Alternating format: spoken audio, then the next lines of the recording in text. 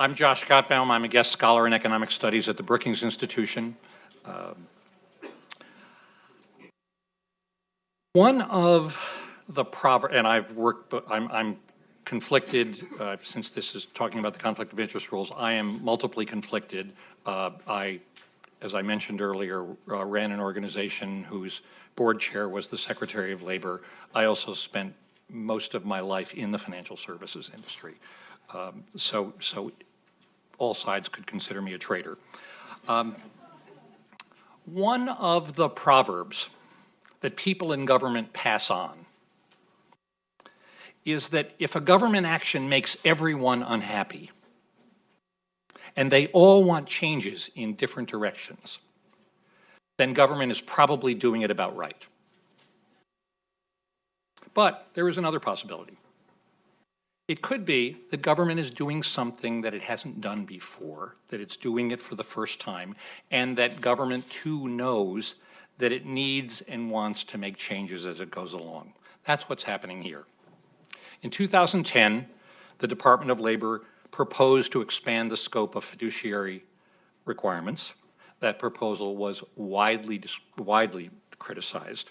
The department announced that it would revise them shortly and then went silent for 4 years.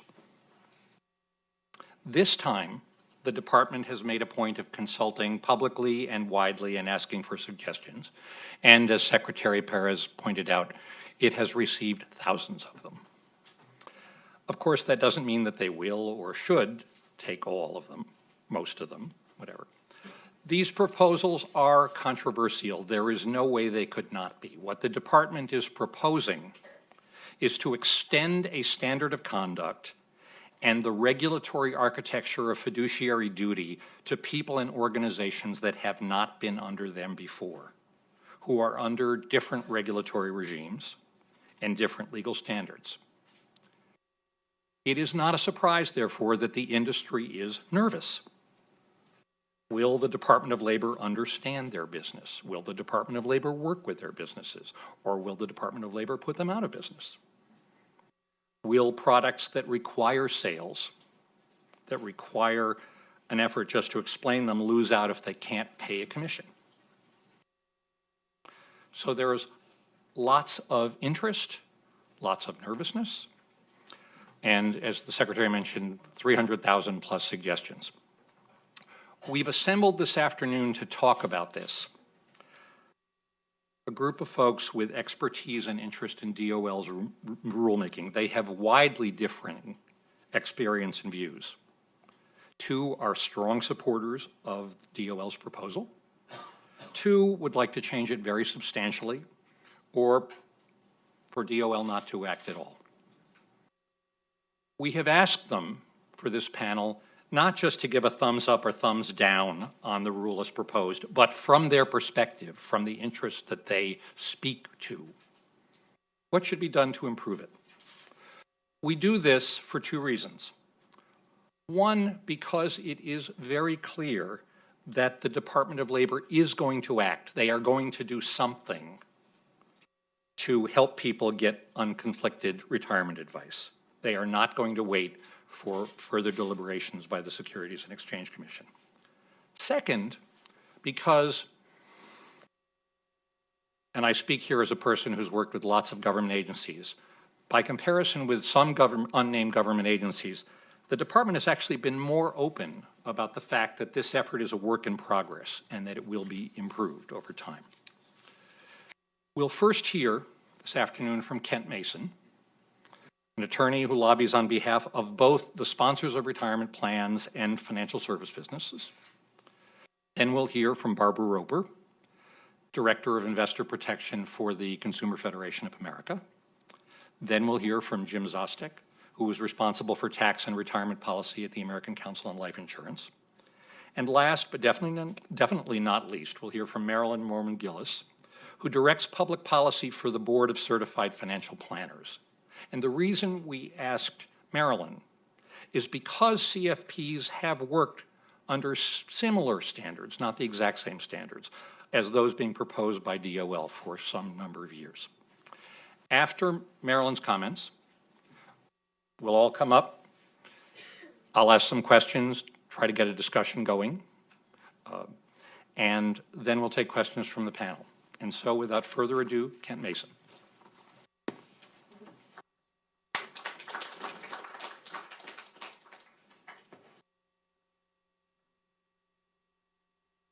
Hi, and thanks, Josh. I guess I'm going to disagree with you on one point, just to start us off here. What a great and fun way to spend a Friday afternoon. I mean, come on, guys, really. All right. Yeah, all right. To sort of fulfill what Josh says, to say sort of where should we go from here, I think the best thing to do, and unfortunately this takes a little bit of warm-up here, which is, well, what is the DOL proposing? What's current law? What are they proposing? And what are the problems? You know, what is it that the industry has concerns about? So I think there's a little groundwork, and hopefully this will be helpful to everybody in terms of sort of just setting a stage. And I'll try and be really brief on the geeky stuff. So under current law, a financial professional becomes an ERISA fiduciary if they provide individualized investment advice for a fee on a regular basis pursuant to a mutual understanding that advice will serve as a primary basis for decision making.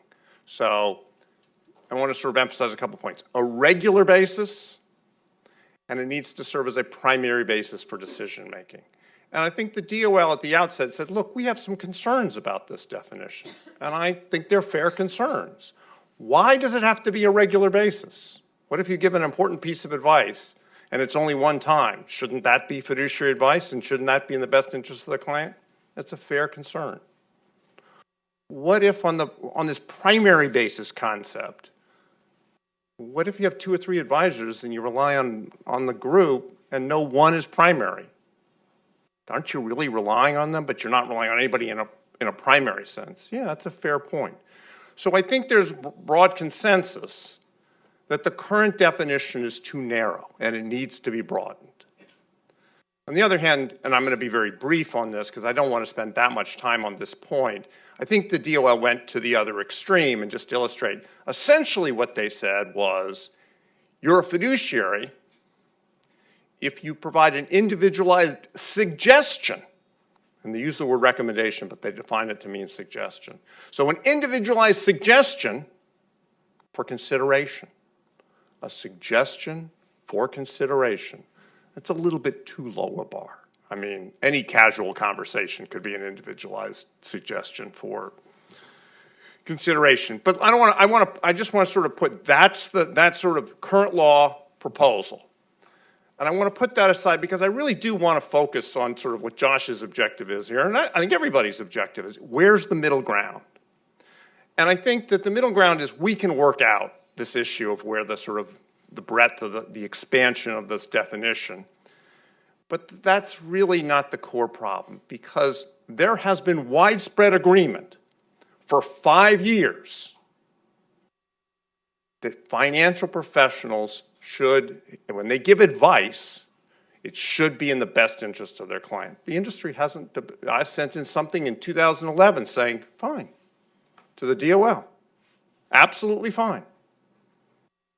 That's not been the debate. The debate has not had anything to do with the best interest standard.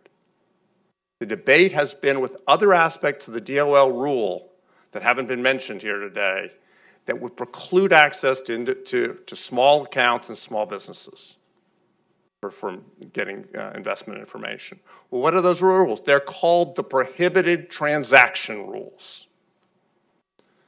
What are the prohibited transaction rules? They say if you're a fiduciary, you can't give any advice if that advice could result in you getting more compensation. So I'm just going to use a very simple example. Josh comes to me and he says, I've got a little extra cash in my IRA. What about this XYZ stock? Do you think that's a good idea? And I say, well, gee, our research folks think it's a good buy and it fits your portfolio. That's a good it seems like a good purchase for you. And suppose that was the perfect advice. I just committed a prohibited transaction. Because if Josh stays put, I earn nothing. And if Josh buys that stock, I get a $20 commission.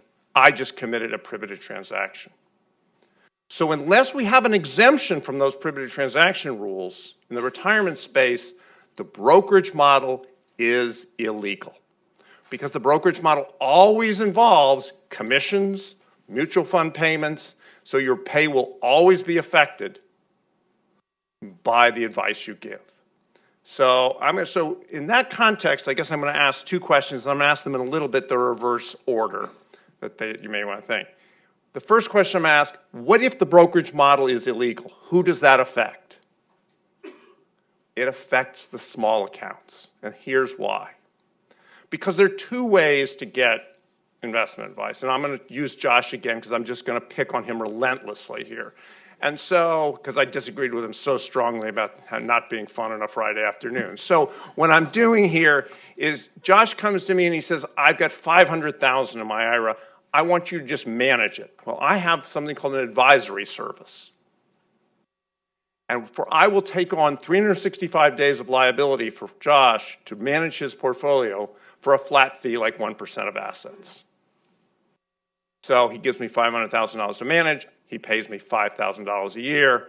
Everything is good. It's a flat fee. There's no violation of the prohibited transaction rules. But then my fellow panelist, Jim Zostic, he's not doing nearly as well as Josh. He comes to me with $4,000 IRA and says, I want to open an advisory account. And I said, look, Jim, I can't do that. I'm not taking 365 days of liability for 1% of $4,000. I'm not taking it for $40. And so almost all the major financial institutions have a minimum on their advisory account, $50,000, $100,000 or higher. So the wealthy are fine under this rule. If the brokerage model is illegal, I mean, they may pay a little more, but they can still get advice. But the small guy, the brokerage model is illegal, and the advisory services, they're not big enough. So they're the ones who lose out. So then the key question is there an exemption from these prohibited transaction rules? And the answer in classic Washington case is yes and no. And there is one technically. It's called the best interest contract exemption. Best interest contract exemption. And depending on who kind of person you are, you can call it the BIC or the BICE. And if you have a lot of European flair, the BICE. I have no flair. I'm going to call it the BIC.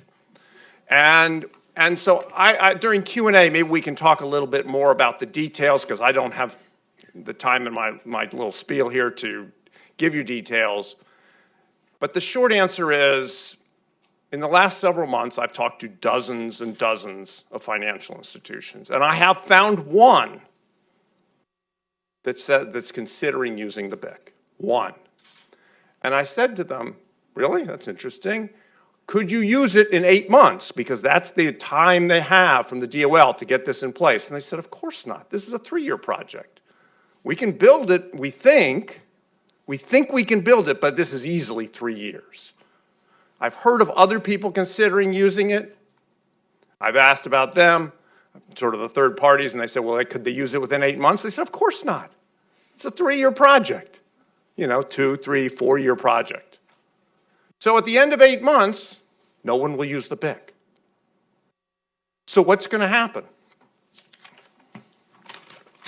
Now, I guess before I sort of get to sort of what's going to happen, I think some people say to me, well, wait a second, I was here when the secretary spoke. He said they're taking into account all these comments.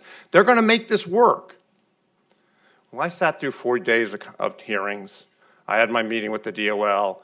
I've had reports from almost dozens of different groups who've gone in to meet with the DOL. And this is my view, but it's the view I feel very strongly about. All of the changes being contemplated are just around the edges. Nothing would change the fundamental structure of the BIC. Nothing would change the conclusion I just articulated, that people can't and won't use the BIC. which means the brokerage model is illegal, which means small accounts get cut off from information. So what is happening right now? The financial institutions I'm talking to are making active plans. This isn't hypothetical. They are making active plans to fire well over 20 million small IRAs in the summer and fall of 2016. Well over. And this isn't hypothetical. I talked to somebody and I said, well, what about this and what about that? And they said, oh, yeah, we've got that all planned out as to how we're going to do that. They are making plans to do that because they see the handwriting on the wall. What else is going to happen? You'll see small businesses unable to get help setting up a plan, because in order to set up a plan, you need to choose investment options to offer your employees. You can't do that. That would be a prohibited transaction for a financial institution to help. It's not, and the BIC doesn't even apply there. Investment, and again, this is an issue we could go into more detail in. I was with a group of large businesses the other day. They said to me, in light of the investment education changes, they would all shut down their investment education programs. So why is this going to happen? I think the sort of secretary alluded to, and I think other people have alluded to, there's $17 billion out there. Nobody's going to walk away. No, the industry is not going to walk away from $17 billion. Of course they're going to adapt and do the BIC. And that misses the whole point. And the point is, if you looked at Sean's chart, do you know how much of the assets is over $25,000? 96% of the assets. So if you fire all the small accounts, you lose nothing, because everybody loses money on the small accounts. You cannot profitably serve the small accounts. So you cannot profitably serve them. They're an investment in the future. And this is evidenced by what's happened in the UK. And I'm going to explain this in a second, but the UK has established a rule with the exact same effect. And the industry over there said, we'll walk away from small accounts. The regulator said, oh, no, you won't. Industry did. In 2013, they walked away in droves. And since then, DOL and the UK have said, oh, everything's wonderful in the UK. And sometimes they say, no one's walked away. And then sometimes they say, well, they walked away for other reasons. But the bottom line is they say everything is wonderful. And even today we heard it. Everything's wonderful in the UK, except the UK now disagrees with that. In the beginning of August, UK announced things are terrible. There's a major review of the advice gap that small accounts cannot get help over there in the UK. So, and why is this the exact same effect? Because as Josh pointed out, the UK banned payments from the mutual funds to the advisors. And technically, you can have payments under the DOL rule from the mutual funds to the advisor. But to do that, you have to use the BIC, and nobody can use the BIC. So the exact same effect. I'm going to close with 3 recommendations. How can we sort of fix this problem? It's really simple. And this issue for years has cried out for a wonderful middle ground. We're fine with the best interest standard. Why not have a broad best interest standard that requires financial professionals to act in the best interest of their customer? And then instead of this 18-part BIC that nobody can use, why not a very simple BIC that has 2 requirements? 1, you act in the best interest of your client. And 2, you have full, fair, clear, simple disclosure of your financial interest. Third component, and I'm just going to, is there needs to be an appropriate transition period here. The DOL's proposed 8 months. You cannot restructure an entire business in 8 months. You cannot do that. It's not like it's maybe, it's not like, oh yeah, we could try. You can't do that. Why did they propose it? I read through 260 pages of economic analysis.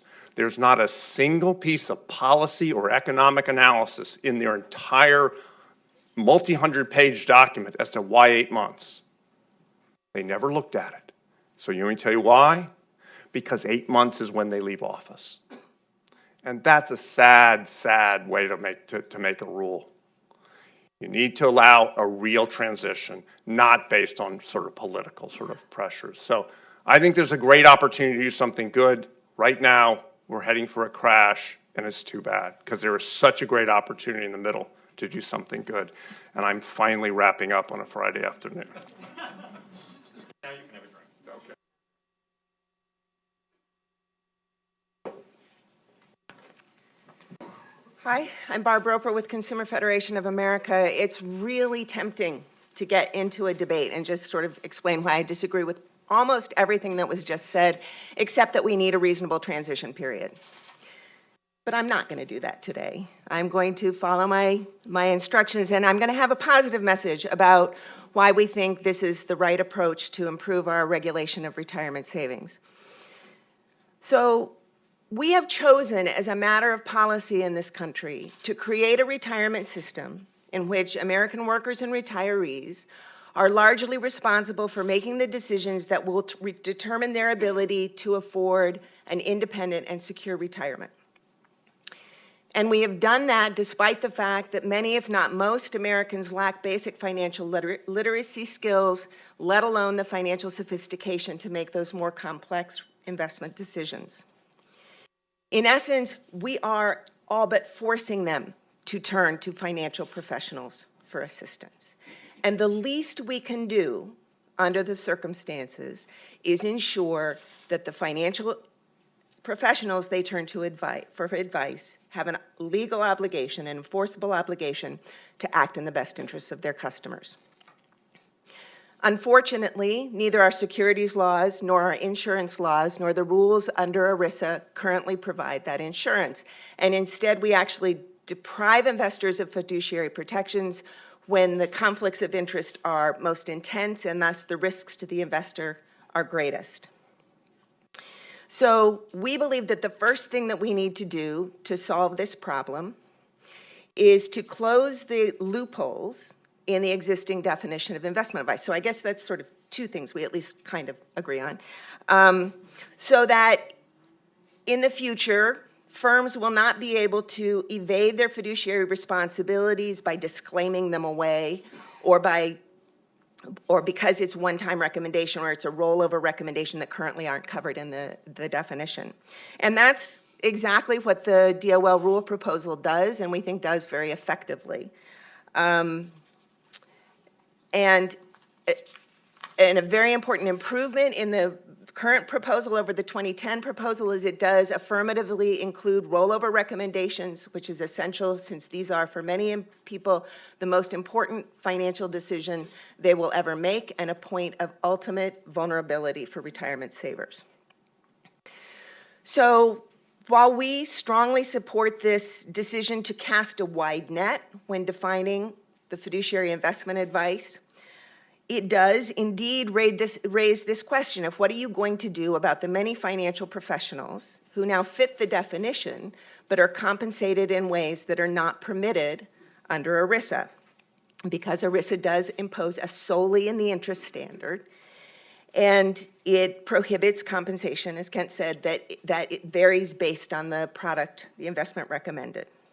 And you could do what the United Kingdom has done and say you're simply going to enforce the solely incidental standard.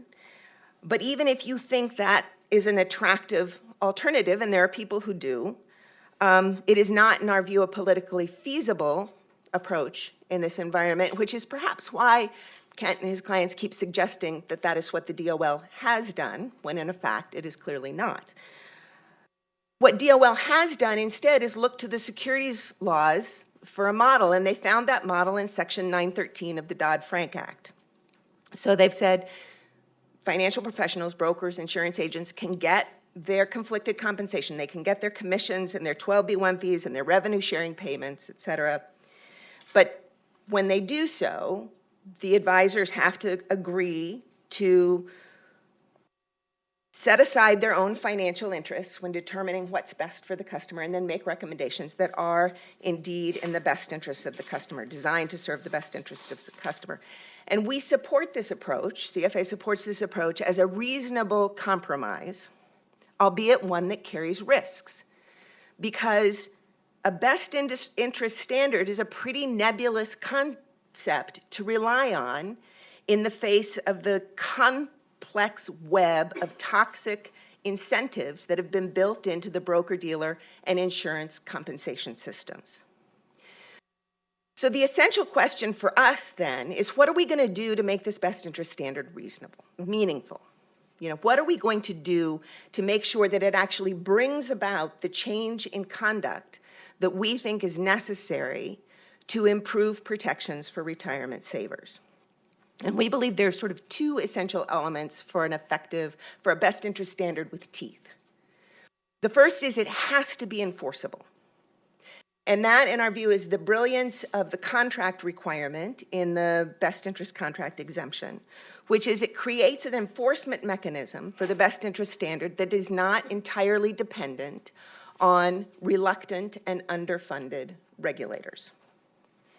And second, we have to recognize that if we want financial advisors to act in the best interests of their customers, we have to stop paying them and incenting them in ways that encourage them to act against the best interests of their customers. And here again, we believe the DOL rule gets it right because it backs up its best interest standard with real restraints on the kind of common industry practices that encourage advice that is not in the customer's best interests. So just to be clear here, we are not talking about eliminating advisors' ability to be paid through commissions or 12b1 fees, et cetera. But we are talking about eliminating practices like setting sales quotas for the sale of certain products, like, say, proprietary products, and then basing bonuses and payout ratios based on the salesman's success in meeting those quotas. And we are talking about eliminating compensation systems that pay advisors more, and in some cases, much, much more, to recommend one product over another based on no difference in the amount of time or expertise or work involved in making that recommendation. And in particular, we should not tolerate compensation practices that pay advisors more to recommend products that carry higher risks or that are less liquid, and thus create an incentive for advisors to move retirement savers into investments that expose them to unnecessary risks and excess costs. And much as I appreciate the industry's recent conversion to support for a best interest standard, I say, put your money where your mouth is, because no firm that really wants its advisors to act in their customers' best interests would pay them this way. And there are, in fact, firms that have taken affirmative steps, much to their credit, to mitigate these kinds of conflicts that exacerbate the sales-based conflict of interest, which suggests to me that this provision of the rule is not unworkable, as some have suggested, but simply unpalatable to firms that have found the status quo to be extremely profitable. So these, for us, are the core provisions that the regulations must include. The fiduciary standard has to broadly apply to the full range of services that are perceived and relied on by investors as objective advice. It has to be enforceable, and it has to be backed by real restraints on the incentives that financial advisors have to act in ways that are not, that financial advisors have to act in ways that are not in their customers' best interest. And I might add, those key elements, those core principles are missing from every single industry alternative that has been put forward, whether it's from SIFMA or FSI or FSR or Fidelity. They are missing these three essential components. And instead, they suggest, for example, that we should deal with conflicts through disclosures which are known to be ineffective. So finally, I would close by saying that the DOL can and will make adjustments to the rule. That is, after all, what the comment process is for. And we would expect, for example, to see changes designed to make the contract easier to get into place. to clarify that firms are free to market their services without triggering the fiduciary obligation. To simplify the disclosures, to deal with the asset allocation tools, to make sure that small participant-directed plans can rely on the BIC, and, as I said, we would expect to see a longer implementation period. 8 months isn't reasonable. 3 years is excessive. We think there's a compromise in the middle. But what DOL should not do, and what I'm actually fairly confident that they will not do, is compromise on these core principles. And while that will not solve every problem with our current retirement system, it will bring us one giant step closer to giving retirement savers advice that they can trust. Thank you.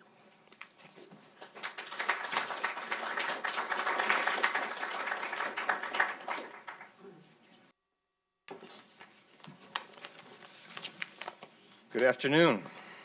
My name is Jim Zostek. I'm with the American Council of Life Insurers, although these are my comments and not theirs per se. I'd like to talk to you today about guaranteed lifetime income and what needs to change in the DOL's proposal to ensure that workers have access to and information about annuities.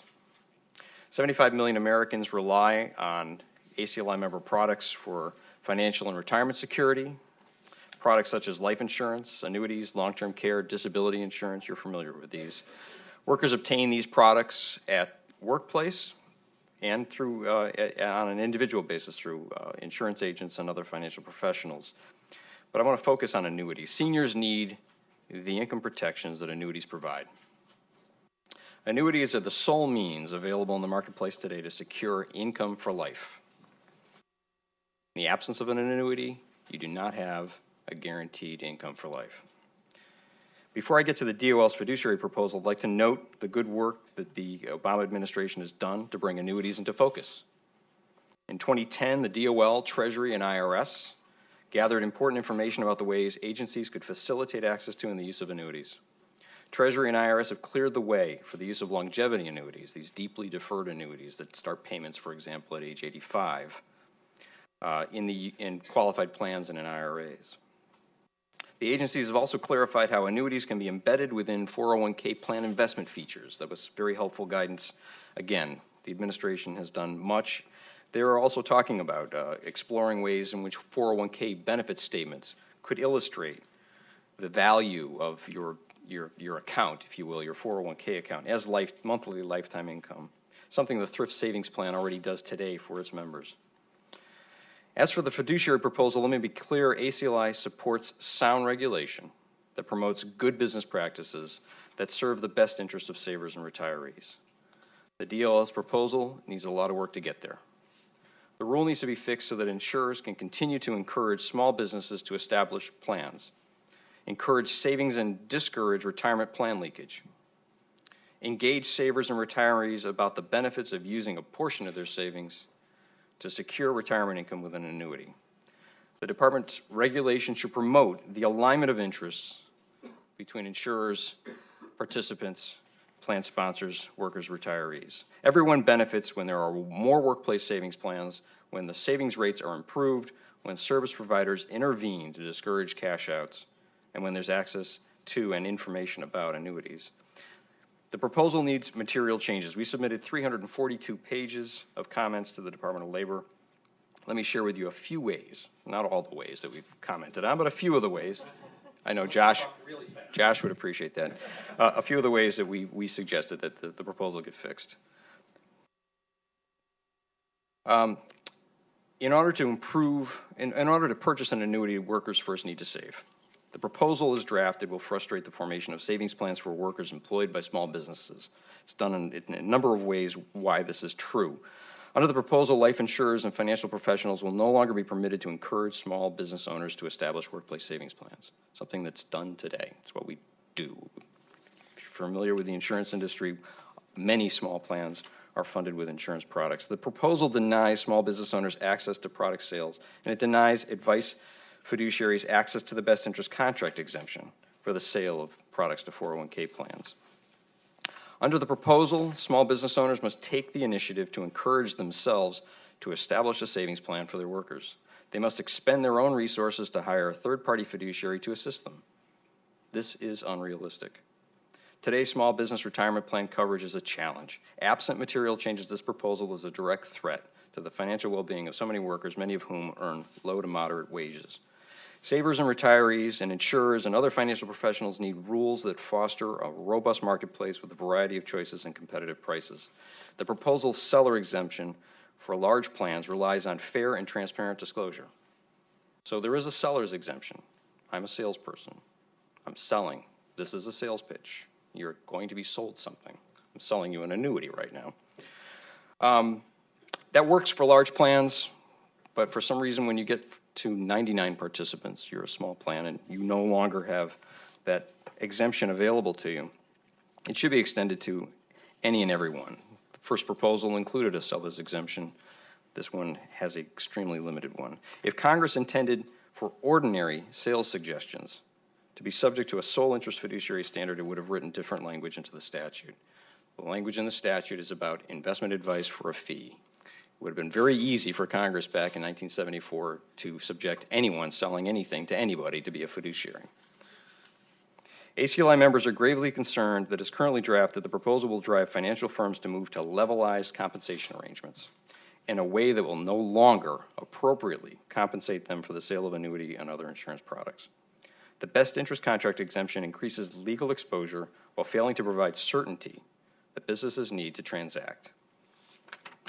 For example, under the best interest contract exemption, how will an insurer or its agent know when compensation is reasonable? When the courts decide? How can anyone engage in commerce act without regard to their own interests?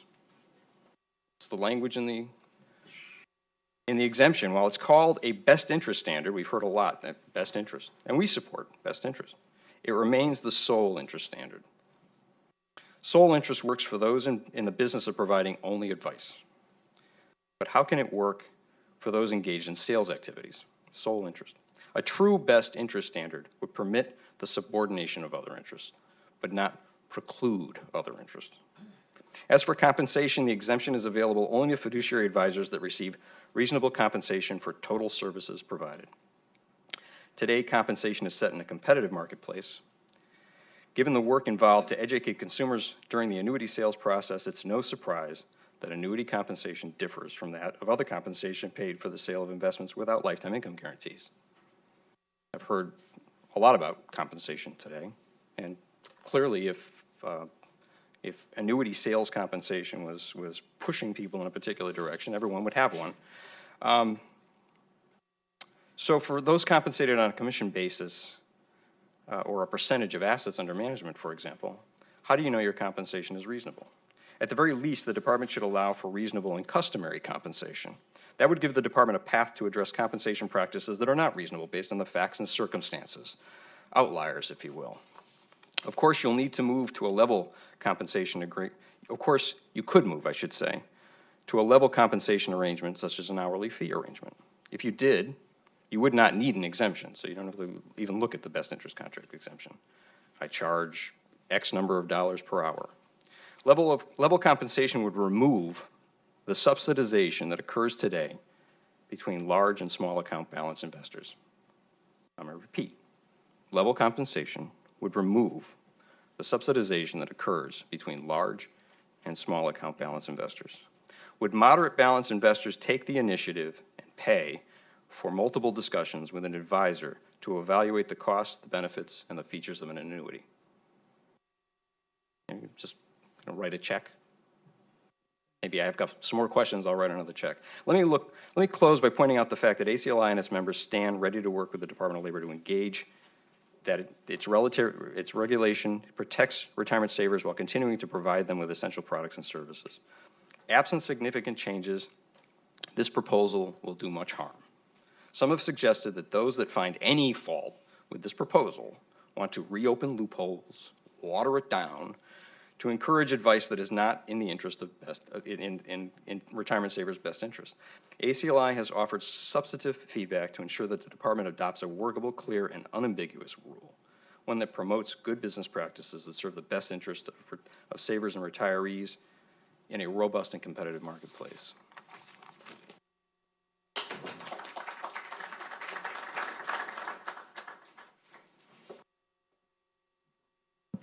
Good afternoon, and again, I'm Marilyn Mormon-Gillis, and I'm with the Certified Financial Planner Board of Standards.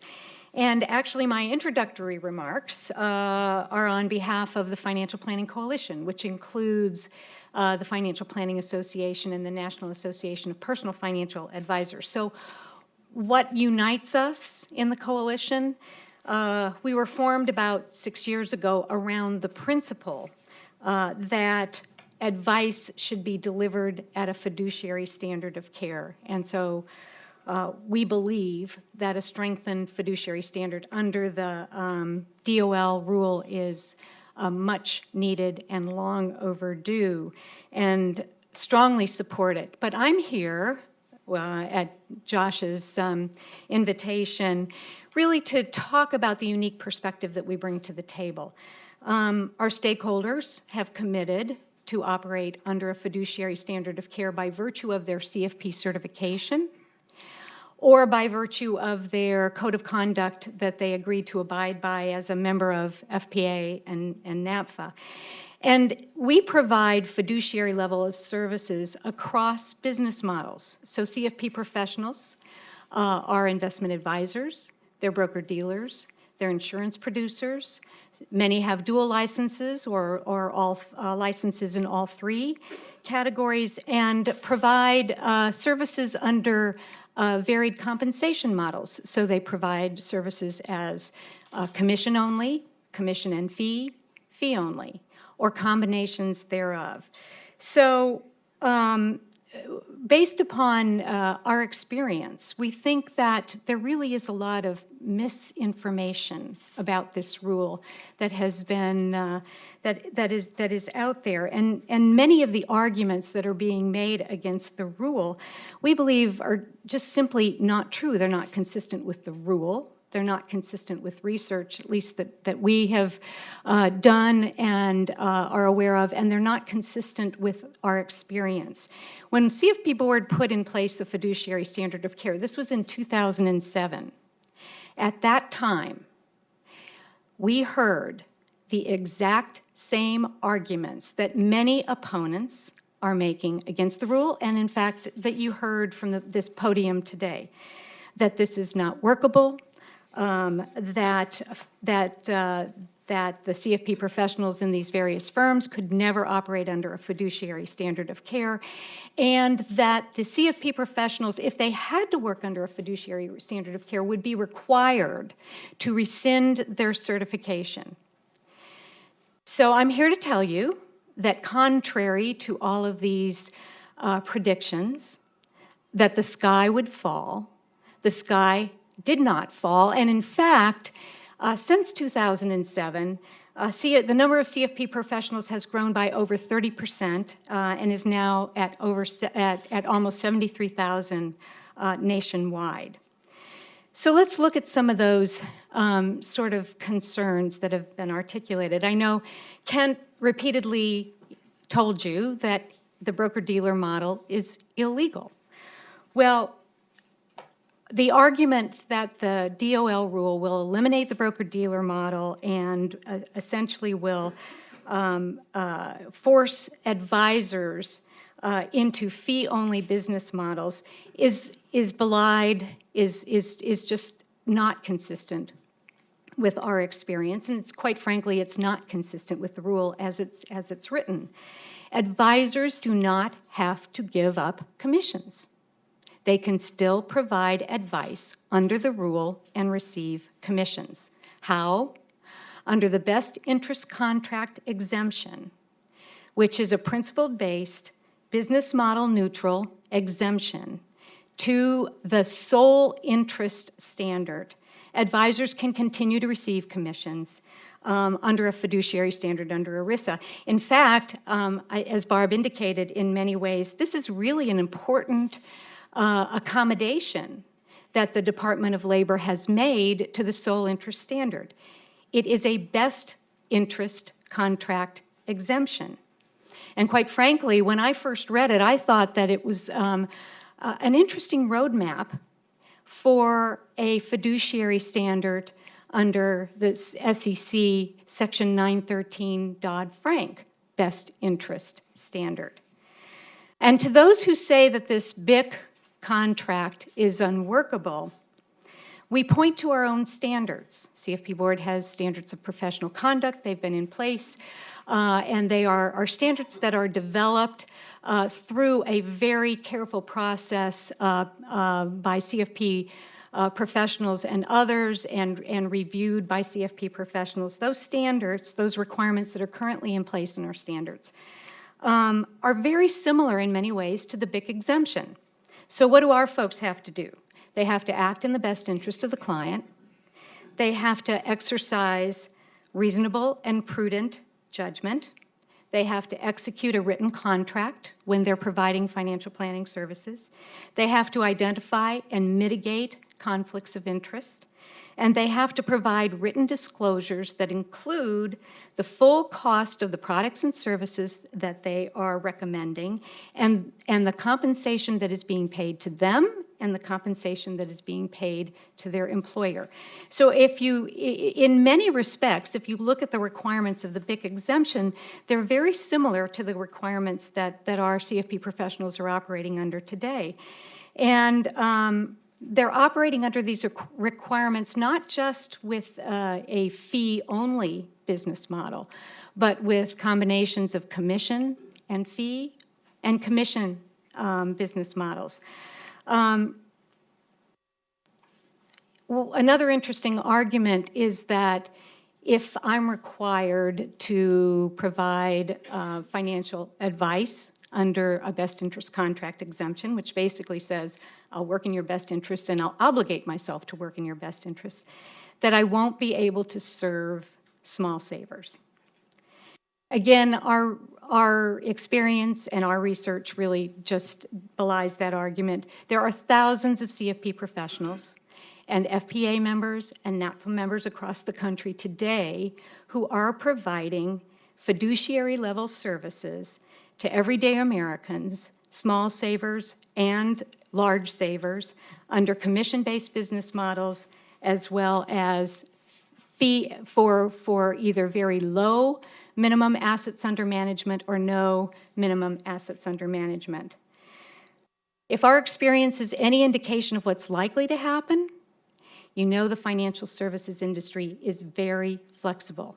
They have adapted over the years with new business models, with ways to adapt to the changing environment. And we believe, and we see evidence of it in today's marketplace already, that it's more likely that they will adjust their policies and procedures rather than abandon the middle-class clients or small savers. The reproposed rule, we think, is substantial improvement over the 2010 rule. The DOL, and you heard from the Secretary today, is bending over backwards to listen to and to take into consideration comments. In our comment letter, we had 15 pages of recommendations to the DOL for how it could adjust the rule to make sure that it is operational across business models. And we believe, based upon the statements that both the Secretary and other DOL officials have made publicly, that they plan, that they are seriously considering a significant number of adjustments to the rule. Barb mentioned most of those. The bottom line is that the DOL is the expert agency to implement Congress's original intent in 1974 that advice to tax-preferred retirement savings needs to be at a fiduciary level of care, and and the DOL is updating a 40-year-old rule to make sure that that happens. We think, and I think Barb touched on this a little bit, that American retirement savers today face a perfect storm in that they are now responsible for their retirements at a time when the products and services are so complex. There's a huge differential gap in knowledge. When there's a differential gap in knowledge, between the consumer and the advisor, that is the time when it is absolutely imperative that that advice be delivered at a fiduciary standard of care. Thank you very much.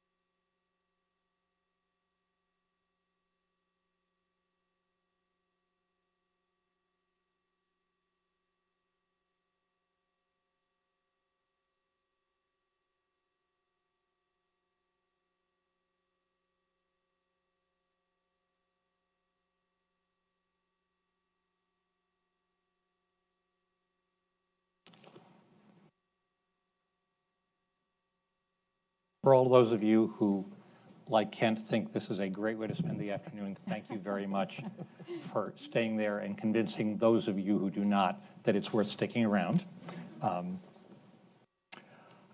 Let me start by asking all of you about Great Britain. Because what I've observed here is that the UK, is that the actions by the UK government, a conservative government, they considered these issues and they did, I can't even remember the exact name of the review. RDR. All right, just call it RDR. Yes, sorry. The Retail Distribution Review. There you go. See, I did read my talking points, just forgot them. They did a retail distribution review, and they concluded from this that the right way to do this was to abolish product-based commissions entirely. Mm-hmm. They then, in a way that I wish, again, some parts of the U.S. government would do, gathered evidence to evaluate what they did and issued the post-implementation review. And now a separate part of the UK government is doing another review, the nature of which is, to me, not entirely clear. But since the UK example is being cited both by people who think the Department of Labor has not gone far enough and by folks who think the Department of Labor has gone too far, I'd be interested in having each of you talk about what lessons you take away from the UK experience. Pick the order, Josh. I'm agnostic. All right.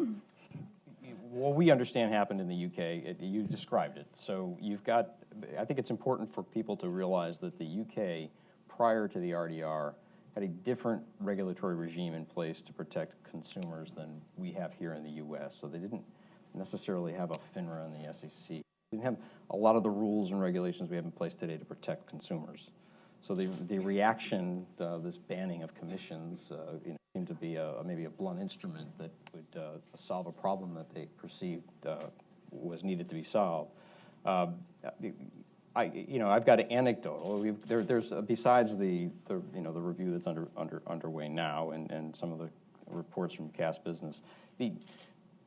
My little Apple device has a Sky News icon. You can click on it and watch some of the UK press releases and some of the reporting done in the UK. And I was struck by earlier this year a report, and you may be aware of this as well, but the UK has changed its mandatory annuity policy, partly driven, I think, by revenue demands. And they were interviewing a middle-class retiree that was frustrated by the fact that no one would talk to him. I can't get any information. I don't know about the annuity. I don't know about cash that I can take. I don't know where to invest. I can't seem to get through to anybody. And that frustration was real, and it was a real report. I mean, so people are being impacted by this decision, and I think that's what you're seeing in the reaction in the UK is we've got to do something. Something's not right here. So you think the quality of regulatory oversight was different, the quality of services that was different. Other reactions? Sure. So I think there have been several fairly comprehensive studies put out, reviewing what happened in the UK. There was, after the RDR was adopted, a drop in the number of advisors, which the studies say have little, if anything, to do with the commission ban and are related to the fact that at the same time they imposed new professional credential requirement, increased some regulatory fees. There is, according to these studies, not an advice gap that's resulted despite this drop in numbers. According to the latest study, there is in fact excess capacity of roughly 5,000 advisors in the UK. More importantly, I think the research indicates the quality of advice has gone up. It is more professional. It is less biased by investment considerations. There's not clear indication yet on what's happened to the cost of advice. There is a clear indication that the cost of investment products has come down. Not surprisingly, and this is something we would hope to see with the DOL rule, When you free financial advisors from the tyranny of owing their compensation to product sponsors, they bring competitive forces to bear in that investment market. Right now, you have investment products in the United States that compete to be sold rather than competing to be bought, and they compete to be sold in ways that drive up the costs to investors and work against their interests. One of the hopes that we have for the DOL rule is that it will bring those competitive forces to bear. If advisors are operating under a best interest standard, if we minimize the conflicts that they have, the incentives they have to choose one advisor over another, that they will, in fact, bring some of these competitive forces to bear in the retirement market. And the UK's experience supports that as a reasonable outcome. This review, this latest review that's being conducted is not, as I understand it, some conclusion on their part, oh my gosh, what have we done? It's rather, it's a broad review, the kind that industry is constantly asking for in the United States. We've made dramatic changes in our regulatory structure. How's that functioning?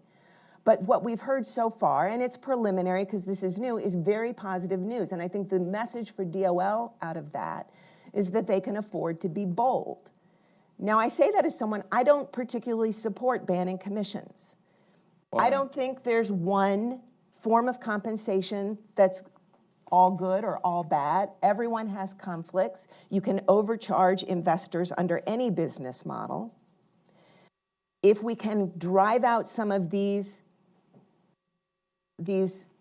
exacerbations of the conflict, these particularly abusive practices that increase the conflicts, then I think we can safely keep a commission-based model in this area. It's a risk, but I think there are attendant benefits with that make it worth taking that risk.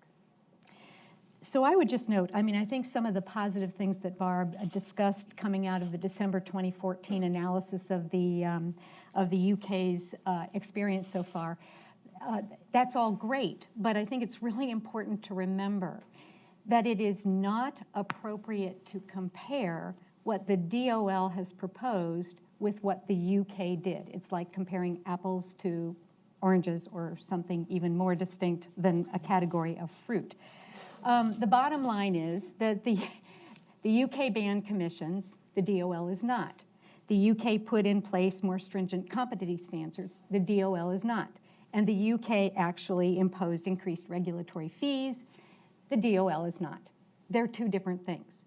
The UK experience is, as Barb said, there are some positive things coming out of banning commissions, but that's not what the DOL is proposing. I'd like to sort of just go quickly through 5 facts and then 1 fruit thing, because I like to. Apples and oranges. Yeah, right. I just thought that was really appealing. So, fact. When the RDR went into effect, the 4 retail banks in the UK adopted the following policies. 1, and I'm converting pounds into dollars, said you can't talk to us unless you have $80,000. 2, you can't talk to us unless you have $160,000. 3, you can't talk to us unless you have $800,000. And 4, you can't talk to us unless you pay us $800 for a financial plan. This isn't touchy-feely, oh, I think things are going well, things are enhanced. These are facts. That is what happened in the UK. Second fact, the sort of excess capacity, yes, that was in the DOL proposal. Oh, there's excess capacity. The next paragraph of that same report was omitted from the DOL analysis. And do you know what the next paragraph said? We didn't do any study as to whether the excess capacity is serving the low paid, and we don't think it is. So yeah, there's excess capacity, but they're not serving the low paid. Fourth, the DOL, in its own economic analysis, said 2/3 of advisors won't serve people under $31,000. They even admitted it in their own economic analysis. Fourth, God, I'm going to forget some of these things, you know, when I sort of set out like this.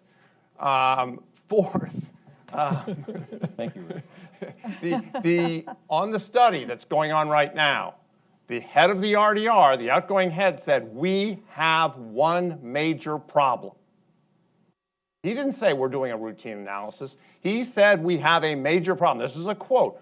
We have a major advice gap, and that's why we're doing this analysis. On the fruit issue, if the BIC were usable, they would be apples and oranges. The BIC is not usable.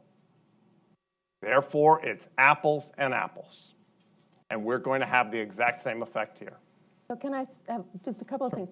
What he just described of not serving people if you have less than this amount, that's actually fairly common at the big broker-dealer firms today under a commission-based model.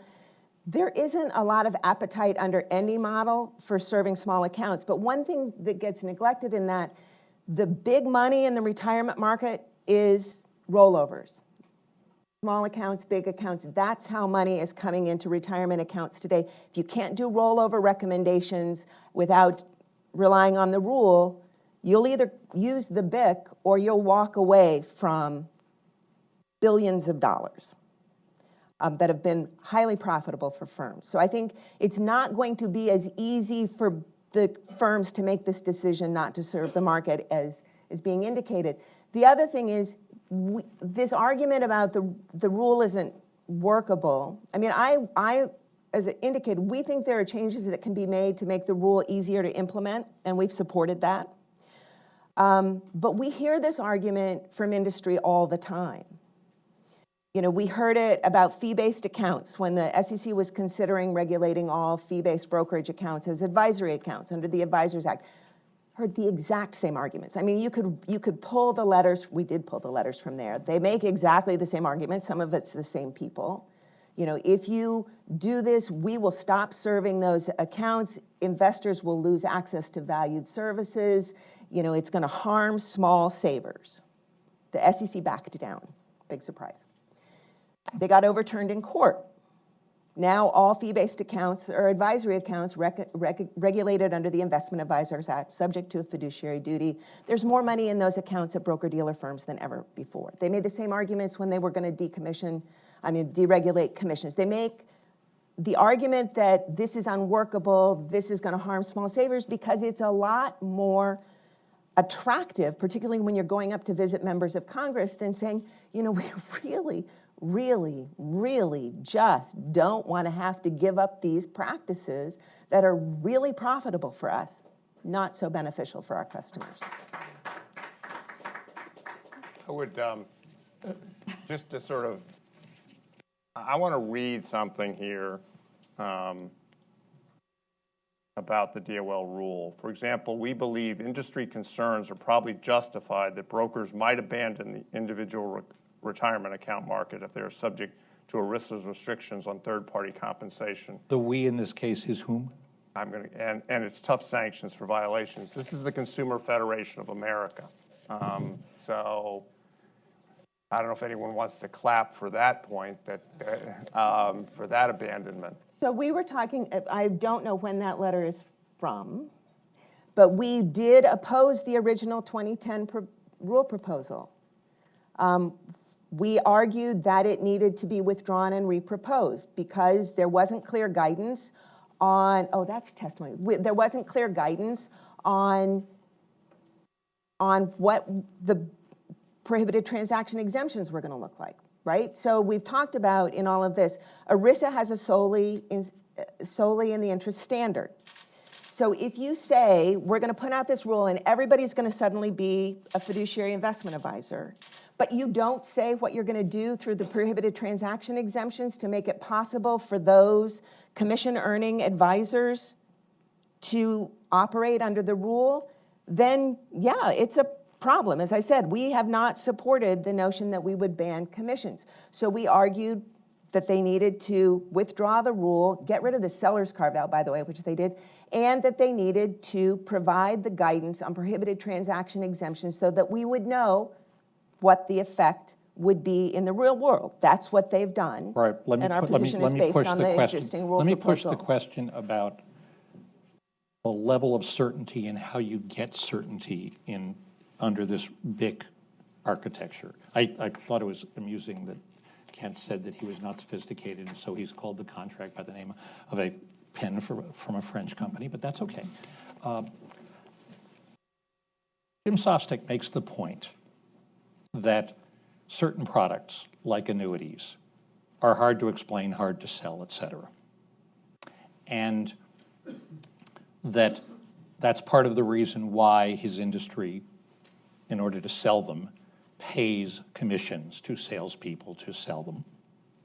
But it does raise the question of, in a reasonable compensation regime, who determines reasonableness? And who determines reasonableness? Is it a before-the-fact determination? Is it an after-the-fact determination? So let's take this specific case. Suppose the regulation is implemented in its current form. How do people who are selling annuities figure out what they can charge? Somebody want to? So I can start. I Sure. mean, the concept that reasonableness, it is a facts and circumstances test. But if you do legal research, you will see that there is case law that defines reasonableness in the context of ERISA. And it is defined based upon essentially compensation commensurate with that paid for similar products and services in the marketplace. That's one definition. So it's not that it's totally and completely undefined, number one. So number two, in terms of the notion that annuity products are more complicated, it takes more time to explain what they are and the benefits and all of the conditions, et cetera.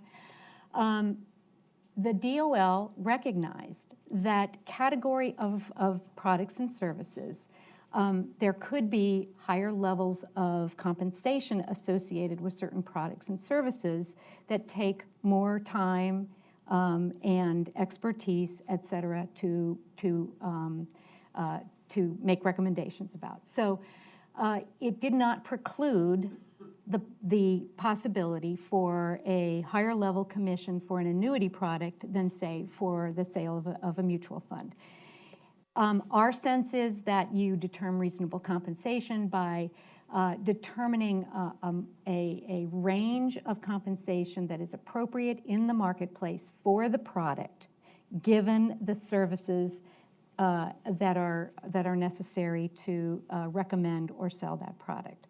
So I would suggest that it's not just an amorphous term that is going to be that is impossible to comply with, and that our folks all the time, people who offer commission-based services under a fiduciary standard of care will go out in the marketplace and they will come back with a series of product recommendations from the marketplace, explain the different benefits and costs associated with those products so that the consumer can make a determination that is appropriate. So it's not an impossibility to provide fiduciary level services for an appropriate and reasonable compensation. With apologies for asking a nerdy question, Marilyn, but is there data as to what fraction of CFPs put their clients into fixed annuity products before and after 2007? Right. I don't have data on that. We do have CFP professionals who operate under, as I said, insurance brokerage and advisory business models, and so, but I don't have data on that. Sure. But Josh, as I said in my opening, it's not that the insurance industry is fighting a best interest standard. It's about how this exemption operates. So the language in the exemption about without regard to is sole interest. The tying of compensation, the tying of reasonable compensation for the total services provided would, I think, cause some problems for those doing asset-based, asset-managed fees. How do you justify the difference in compensation between an $85,000 account and a $90,000 account on 1%? Is this as simple as adopting your suggestion about reasonable and customary? It would help, It's not a perfect solution, but I think it moves us in a direction where at least we can defend ourselves a little better about what's taking place in the marketplace today, and this is market-based compensation. Again, the Department of Labor, I think, is looking for outliers. I think, Barbara, you mentioned that. They're looking for, what's the compensation practice that's that's unusual, that's driving somebody to do something unusual. No, I would say quite the opposite. Part of the problem here is that because the insurance regulators and the securities regulators have failed to take any meaningful steps to rein in really abusive conflicts of interest in the compensation structures in those businesses, it would be great if they would do it under those regulatory regimes as well, but we need customary. There's too much pay right now that's customary, that's unreasonable.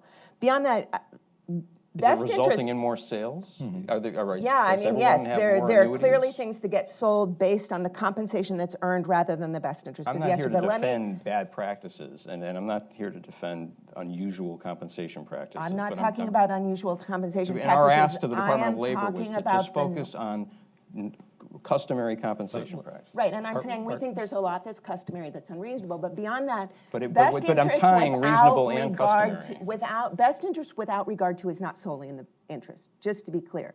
Without Solely in regard the to. interest means you can't have a conflict. Best interest without regard to means that you can have a conflict, but when you're deciding what's best for the customer, you have to set your interests aside. You have to put that to one side of your mind and make an objective determination about what's in the best interest of the customer. It's the language that's taken out of Section 913 of Dodd-Frank.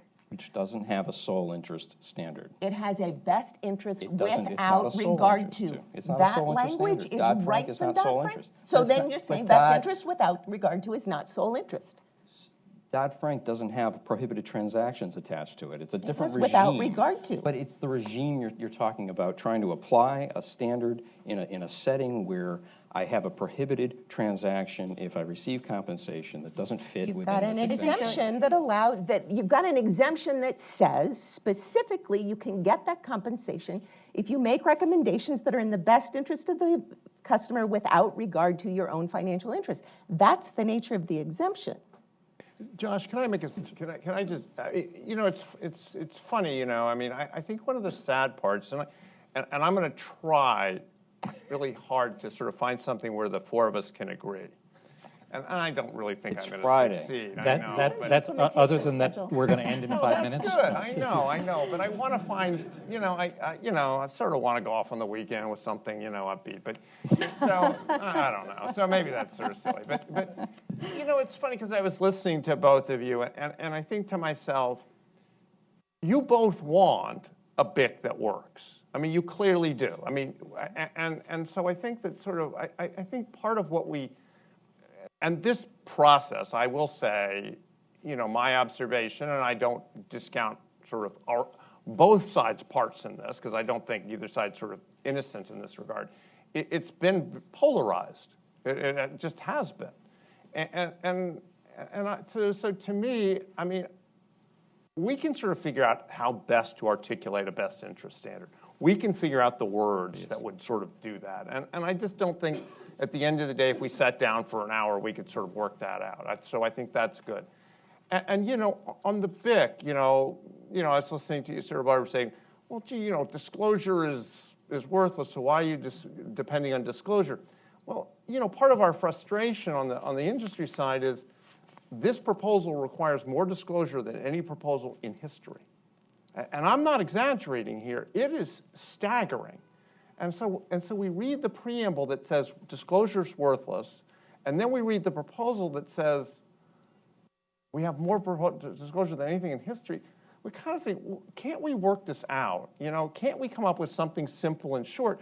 Because, like on the, you're sort of like the example, you sort of where $30,000 if you go one way or $200. We're not in favor of that. We're not in favor of that structure. What we want is something that we can do, something that we can sort of comply with, and then we go, and then, So let me just the really let me wonderful posit- thing let is, me posit a I go broad away. concept, I mean, okay? that's a wonderful thing. That's why I say to the Hill, look, if you do this, I go broad away. concept. Okay. Best interest, Keep going. obligated a binding obligation. Disclosure, and that the principle of the disclosure is the compensation, the cost of the products and the services, the full cost, not just and the compensation being paid to the advisor and to the firm. So that It's where the details are, but I mean, I'm totally with you conceptually. You know, those are some of the key principles. And I think that one of the things that I found so fascinating in the hearings, and it was over and over and over again. So every single person who testified, basically, we believe in the best interest standard. And then Tim Hauser, who I thought was really quite remarkably restrained in the Principal Deputy Assistant Secretary at the Department of Labor, the career civil servant who has to worry about all this. Would say, I did actually, would say, okay, well, let's try to talk about the concept behind the BIC, which is essentially, I'm obligating to put my client's best interest, to serve my client's best interest, and I am going to legally obligate myself to do that. Can you do that? And virtually every single industry witness said, no, we can't do that. And Tim would say, why? Obligated Well, to do because what? To do to what? put my client's best interest first. I was there, and I said, I said fine to that. With a legal contractual obligation. What I said to him, and I will tell you what I said to him, because it's actually a matter of public record, is that there are a number of industry, number of companies in the industry that are absolutely fine with that. There are some that have concerns Right. with that contract. But they're not have a concept. They don't have a problem with the best interest concept. What the ones that sort of, and I don't know what the split is between, but some are fine with the contract. Some say, we don't like the state law class actions. That's what they say. All right. And so, Ken, but go ahead. Go ahead, Josh. We were planning to have questions from the audience, but we have actually run through our time. So to the extent that the panelists are willing to stick around, Apologize. I'll let them impose on you. But I want to, first of all, I think we owe a round of applause to thank these folks for doing this. Because they, to a surprising degree, I will tell you, given their very, very strong views about this, have stayed within the four corners of what we at Brookings hoped would be a civil informed, discourse. informed Fantastic job. civil Fantastic discussion. job. Thank you all. And Thank you very Josh, much. also. Thank you to the audience.